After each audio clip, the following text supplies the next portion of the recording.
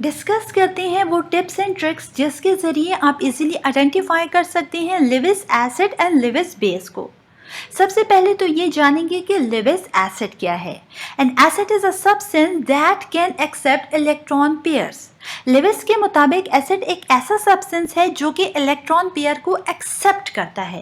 क्यों Lewis acid electron pair acceptor है? Friends याद रखिए कि एसिड जो होता है उसके पास शॉर्टेज ऑफ इलेक्ट्रॉन होती है अपने वैलेंस शेल में, और वो अपने वैलेंस शेल या आउटर मोस्ट शेल को कंप्लीट करने के लिए इलेक्ट्रॉन पेयर को एक्सेप्ट करता है ताकि उसका वैलेंस शेल कंप्लीट हो जाए और वो स्टेबल हो जाए। ठीक है, सेकंड पॉइंट है हमारे पास कि जो लिविस एसिड होते हैं वो एक्ट एज एन इलेक्ट्रोफाइल। याद रखें कि जो लिविस एसिड होते हैं वो इलेक्ट्रोफाइल के तौर पर बिहेव करते हैं या इलेक्ट्रॉन लविंग बिहेवियर शो करते हैं। क्यों इलेक्ट्रॉन लविंग बिहेवियर शो करते हैं? क्योंकि हम जानते हैं, फर्स्ट पॉइंट में ऑलरेडी हम डिस्कस कर चुके हैं कि जो एसिड होते हैं उनके पास आउटर मोस्ट शेल में इलेक्ट्रॉन की कमी होती है। यही वजह है कि वो इलेक्ट्रॉन लविंग बिहेवियर शो करते हैं, क्योंकि वो इलेक्ट्रॉन को एक्सेप्ट करेंगे और अपने वैलेंस शेल को कंप्लीट करके स्टेबल हो जाएंगे। थर्ड पॉइंट जो कि बहुत इंपॉर्टेंट है और जिसके ज़रिए हम इजीली आइडेंटिफाई कर सकते हैं लिविस एसिड को, वो ये है कि all the positively charged species और cations are Lewis acid. Friends याद रखिए कि हमेशा हमारे पास जो पॉजिटिवली चार्ज स्पीशीज होंगी या कैटाइंस होंगे वो लिविस एसिड होंगे। ठीक है, साथ ही साथ molecules with central atoms which need one और more lone pair of electrons to complete their valence shell are Lewis acid. Friends याद रखिए कि मॉलिक्यूल्स जिसमें सेंट्रल एटम को एक या एक से ज़्यादा लोन पेयर ऑफ इलेक्ट्रॉन की ज़रूरत होती है अपने वैलेंस शेल को कंप्लीट करने के लिए, मीन्स उनके पास सेंट्रल एटम के पास इलेक्ट्रॉन पेयर की शॉर्टेज होती है और वो एक्सेप्ट करेगा इलेक्ट्रॉन पेयर को ताकि अपने वैलेंस शेल को कंप्लीट कर ले, तो ये लिविस एसिड कहलाते हैं। अब जानते हैं कि लिविस बेस क्या है। According to Lewis, an base is a substance that can donate electron pair. Friends Lewis base एक ऐसा सब्सटेंस होता है जो इलेक्ट्रॉन पेयर को डोनेट करता है। अब बेस क्यों इलेक्ट्रॉन पेयर को डोनेट करेगा? फ्रेंड्स दर हकीकत बेस जो होगा वो इलेक्ट्रॉन रिच स्पीशी है, मींस इसके पास इलेक्ट्रॉन जो होते हैं काफ़ी ज़्यादा होते हैं, इसका वैलेंस शेल कंप्लीट होता है।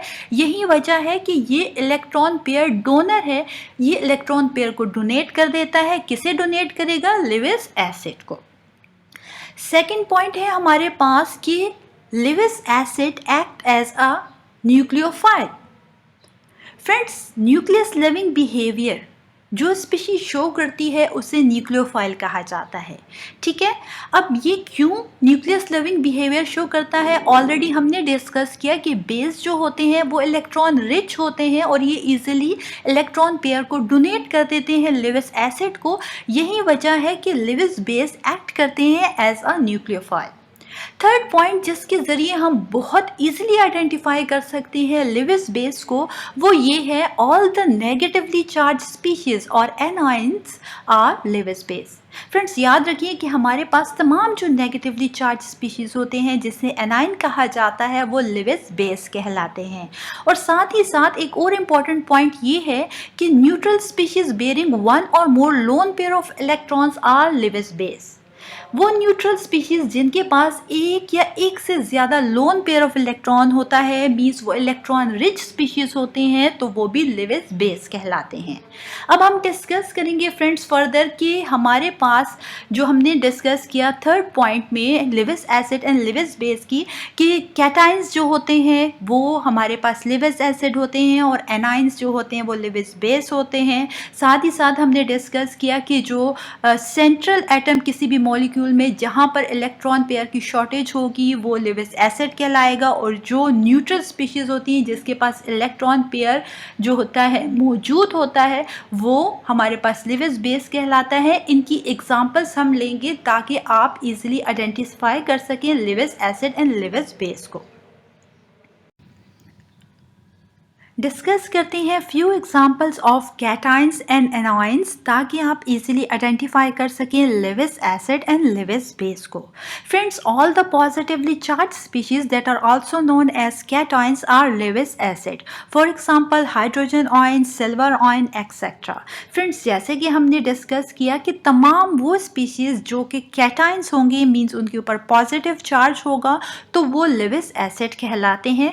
जैसे आप देख सकते हैं कि हाइड्रोजन के ऊपर भी पॉजिटिव चार्ज है, सिल्वर के ऊपर भी पॉजिटिव चार्ज है, तो इसके ज़रिए आप इजीली आइडेंटिफाई कर सकते हैं कि ऐसी तमाम स्पीशीज़ जो कि कैटाइंस होंगी, मींस उन पर पॉजिटिव चार्ज होंगे, तो वो हमेशा एसिड होंगे।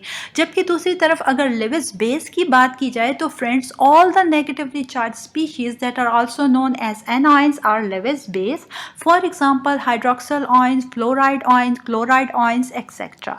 याद रखें कि तमाम वो स्पीशीज़ जिनके ऊपर नेगेटिव चार्ज होंगे, मीन वो एनाइन होंगी। जैसे कि आप एग्जांपल में देख सकते हैं कि हाइड्रोक्सल आयन के ऊपर भी नेगेटिव चार्ज है, फ्लोराइड आयन के ऊपर भी नेगेटिव चार्ज, जबकि क्लोराइड आयन के ऊपर भी नेगेटिव चार्ज है। तो ये तमाम स्पीशीज़ इस तरह की जो कि एनाइंस होंगी, वो हमेशा बेस कहलाएंगी।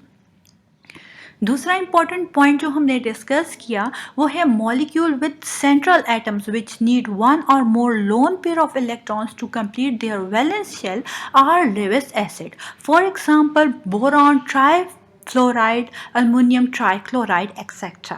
फ्रेंड्स, हमने जो इम्पोर्टेंट टॉपिक एक और डिस्कस किया वो ये कि तमाम वो मॉलिक्यूल्स जिनमें सेंट्रल एटम को एक या एक से ज़्यादा लोन पेयर ऑफ इलेक्ट्रॉन की ज़रूरत होगी अपने वैलेंस शेल को कंप्लीट करने के लिए, तो वो हमेशा एसिड कहलाएंगे लेविस के मुताबिक। एग्जाम्पल हमने ली boron trifluoride and aluminium trichloride की।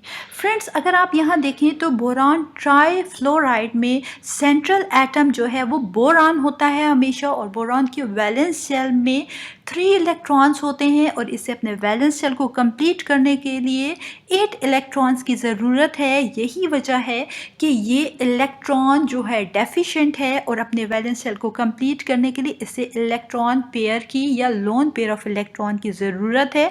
यही वजह है जिसकी वजह से ये लेविस एसिड कहलाता है। जबकि दूसरी तरफ अल्मोनियम ट्राइक्लोराइड की अगर बात की जाए तो अल्मोनियम जो कि सेंट्रल एटम होगा इस मॉलिक्यूल में और इसके भी वैलेंस शेल में 3 ही इलेक्ट्रॉन्स होते हैं, और हम जानते हैं कि इसे अपना आउटर मोस्ट शेल कंप्लीट करने के लिए, जिसे ऑक्टेट कहते हैं, 8 इलेक्ट्रॉन की ज़रूरत होती है। तो फ्रेंड्स, ये भी हमारे पास लेविस एसिड है। जबकि दूसरी तरफ अगर लेविस बेस की बात की जाए, जैसे कि हम जानते हैं कि लेविस बेस जो होते हैं वो इलेक्ट्रॉन रिच स्पीशीज़ होते हैं। फ्रेंड्स, यही वजह है कि all the neutral species which bearing one और more lone pair of electrons are Lewis base. ठीक है, for example ammonia, water, ethene etcetera. ठीक है, तमाम वो न्यूट्रल स्पीशीज़ जो इलेक्ट्रॉन रिच हैं। ठीक है, तो फ्रेंड्स, वहाँ पर एक या एक से ज़्यादा लोन पेयर ऑफ इलेक्ट्रॉन मौजूद होते हैं ताकि वो इजीली उसे डोनेट कर सकते हैं। जैसे कि एग्जांपल हमने ली अमोनिया की, वाटर की और ईथीन की। ठीक है, वो अब अमोनिया में हमारे पास लोन पेयर ऑफ इलेक्ट्रॉन मौजूद होते हैं, वाटर में भी हम देखें तो लोन पेयर ऑफ इलेक्ट्रॉन मौजूद होते हैं। अगर ईथीन की बात हम करते हैं तो यहाँ पर ये इलेक्ट्रॉन रिच स्पीशीज़ है, यहाँ लोन पेयर ऑफ इलेक्ट्रॉन तो मौजूद नहीं, लेकिन ये इलेक्ट्रॉन रिच स्पीशी है और ये एक न्यूट्रल स्पीशी है। यही वजह है कि ये लेविस बेस कहलाते हैं। चलिए एक एग्जाम्पल के ज़रिए हम समझते हैं कि लेविस एसिड और लेविस बेस का रिएक्शन कैसे होगा। एग्जाम्पल में हम लेते हैं अमोनिया को। अमोनिया में हम जानते हैं कि जो सेंट्रल एटम है, आप स्क्रीन पर देख सकते हैं, वो नाइट्रोजन है। नाइट्रोजन की जो वैलेंस शेल या आउटर मोस्ट शेल होता है वहाँ पर 5 इलेक्ट्रॉन होते हैं, 3 बॉन्ड पेयर ऑफ इलेक्ट्रॉन होते हैं। नाइट्रोजन और हाइड्रोजन जो है बॉन्ड बना रहा होते हैं, आप देख सकते हैं 3 बॉन्डेड इलेक्ट्रॉन्स हैं यहाँ पर, जबकि नाइट्रोजन के पास 1 लोन पेयर ऑफ इलेक्ट्रॉन भी मौजूद है। यही वजह है फ्रेंड्स कि ये लेविस बेस कहलाता है। अब दूसरी तरफ ये रिएक्शन कर रहा है हाइड्रोजन आयन के साथ। ठीक है फ्रेंड्स, अब क्या होगा, इस रिएक्शन के रिजल्ट में नाइट्रोजन जो होगा अमोनिया से ये डोनेट कर देगा ये loan pair of electron hydrogen ion को, और इसके रिजल्ट में हमारे पास क्या होगा, अमोनियम आयन फॉर्मेशन होगी। अब ये जो अमोनियम आयन फॉर्मेशन हो रही है, यहाँ पर कोऑर्डिनेट कोवेलेंट बॉन्ड बनेगा। फ्रेंड्स, कोऑर्डिनेट कोवेलेंट बॉन्ड कब बनता है? जब एक मॉलिक्यूल में से आप देख सकते हैं जो हमारे पास अमोनिया है, यहाँ पर नाइट्रोजन जो है अपना loan pair of electron hydrogen ion को क्या कर रहा है? डोनेट कर रहा है। सही है, तो मीन्स वन साइड से डोनेशन हो रही है, एक डोनेट कर रहा है, दूसरा एक्सेप्ट कर रहा है, तो इसके रिजल्ट में हमारे पास जो बॉन्ड बनता है वो कोऑर्डिनेट कोवेलेंट बॉन्ड कहलाता है। क्योंकि यहाँ पर अमोनिया में नाइट्रोजन डोनेट कर रहा है लोन पेयर ऑफ इलेक्ट्रॉन, तो यही वजह है कि ये इलेक्ट्रॉन पेयर डोनर होने की वजह से बेस कहलाएगा, जबकि हाइड्रोजन आयन जो है वो लोन पेयर ऑफ इलेक्ट्रॉन को एक्सेप्ट कर रहा है, और हम जानते हैं कि इलेक्ट्रॉन पेयर एक्सेप्टर जो होता है एसिड कहलाता है। एक और एग्जांपल लेते हैं जिसके ज़रिए आप इजीली अंडरस्टैंड कर सकेंगे Lewis acid and Lewis base को। स्क्रीन पर आप देख सकते हैं कि अमोनिया रिएक्ट कर रहा है बोरॉन ट्राइफ्लोराइड के साथ। यहाँ पर अमोनिया जो है इसमें सेंट्रल एटम हमारे पास नाइट्रोजन है, और इसकी अगर वैलेंस शेल की बात की जाए तो हम जानते हैं कि इसके वैलेंस शेल या आउटर मोस्ट शेल में 5 इलेक्ट्रॉन होते हैं। ऑलरेडी हमने डिस्कस किया कि 3 बॉन्ड पेयर ऑफ इलेक्ट्रॉन होते हैं जो नाइट्रोजन हाइड्रोजन के साथ बॉन्ड बना रहा है, और 1 जो है वो लोन पेयर ऑफ इलेक्ट्रॉन यहाँ मौजूद है। जबकि दूसरी तरफ अगर हम देखें बोरॉन ट्राइफ्लोराइड की, तो बोरॉन ट्राइफ्लोराइड में हम जानते हैं कि बोरॉन के पास आउटर मोस्ट शेल में 3 इलेक्ट्रॉन होते हैं, और तीनों के तीनों जो हैं वो बॉन्डेड इलेक्ट्रॉन पेयर हैं। ठीक है, बोरॉन और फ्लोरीन जो है आपस में बॉन्ड बना रहे हैं। अब यहाँ पर जो बोरॉन है इसको अपने वैलेंस शेल को कंप्लीट करने के लिए कितने इलेक्ट्रॉन की ज़रूरत है? आप देख सकते हैं कि एक तो यहाँ पर 3 बॉन्ड पेयर ऑफ इलेक्ट्रॉन है, तो हर बॉन्ड में 2 इलेक्ट्रॉन्स होते हैं। तो यहाँ पर बोरॉन ने जो फ्लोरीन के साथ बॉन्ड बनाया, तो 2 इलेक्ट्रॉन एक बॉन्ड में हो गए, 2 दूसरे में और 2 तीसरे में, तो 2 3 4 5 6 इलेक्ट्रॉन्स इस टाइम पर बोरॉन की आउटर मोस्ट शेल में मौजूद हैं, और इसे अपने वैलेंस शेल को कंप्लीट करने के लिए 2 मोर इलेक्ट्रॉन्स की ज़रूरत है ताकि वो अपना ऑक्टेट कंप्लीट कर सके। तो अब क्या होगा इस रिएक्शन में कि अमोनिया में से जो नाइट्रोजन है वो अपना loan pair of electron donate कर देगा, किसे? बोरॉन ट्राइफ्लोराइड में बोरॉन को। तो इसके रिजल्ट में हमारे पास जो बॉन्ड फॉर्मेशन होगी वो है कोऑर्डिनेट कोवेलेंट बॉन्ड। फ्रेंड्स, यहाँ पर क्योंकि अमोनिया इलेक्ट्रॉन पेयर डोनर है, यही वजह है कि ये लेविस बेस कहलाएगा, जबकि boron trifluoride electron pair acceptor होने की वजह से लेविस एसिड कहलाएगा। और इस एसिड बेस रिएक्शन के रिजल्ट में हमारे पास कोऑर्डिनेट कोवेलेंट बॉन्ड फॉर्मेशन हो रही है। कोऑर्डिनेट कोवेलेंट बॉन्ड फॉर्मेशन तब होती है जब किसी मॉलिक्यूल्स में से एक एटम अपना इलेक्ट्रॉन पेयर डोनेट कर देता है दूसरे मॉलिक्यूल के एटम को, तो एज अ रिजल्ट हमारे पास कोऑर्डिनेट कोवेलेंट बॉन्ड फॉर्मेशन होती है। यहाँ प्रोडक्ट साइड पर आप देख सकते हैं कि नाइट्रोजन और बोरॉन के दरमियान रेड एरो है जो कि कोऑर्डिनेट कोवेलेंट बॉन्ड फॉर्मेशन को इंडिकेट कर रहा है।